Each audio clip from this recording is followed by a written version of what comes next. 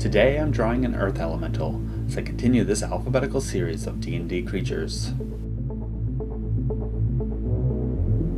Elementals are sentient incarnations of existing natural elements such as fire, water, earth, and air. On their own plane of existence, they are a formless, conscious embodiment of the elemental energy of their plane. But this wild elemental life force can be summoned from its own plane and into the material realm by powerful magic, binding the elemental spirit into the servitude of who or whatever conjured it. The elemental is bound by the magic of its summoner into a material template dedicated to a specific form or purpose. The strength of the magic and materials that the elemental is bound by determines how well the elemental functions and how securely it is restrained, preventing it from exerting its own will and returning to its home plane. An earth elemental manifests as a huge walking hill composed of dirt and stone, as well as trees, roots, or anything else that may have gotten itself entangled with its lumbering pieces of moving earth. The elemental can glide through the earth and stone without disturbing it, only to reform from fresh materials as it exits the ground again. Its rocky surface makes it resistant to most non-magical attacks, and its club-like arms of jagged rock deal devastating damage to anything falling within its wide range. This piece was laid in very roughly with pencil, then I quickly jumped in with ink. I think this was quite a mistake on my part, as I didn't do any design work beforehand, and I severely underestimated how tricky it would be to get the rocky shapes to read as any sort of humanoid forms. I added some tree and vegetation elements across its back to help the scale of the creature read, as well as indicating grasses and cracks in the ground around it.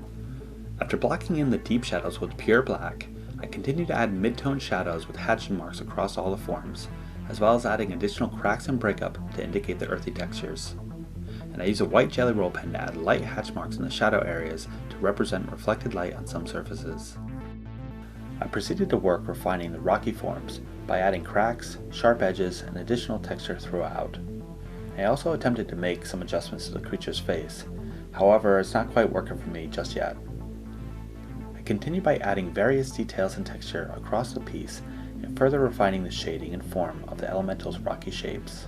The ground detail still needed some work, so I'm adding additional grass and breakup to the ground to make it feel a bit more fleshed out.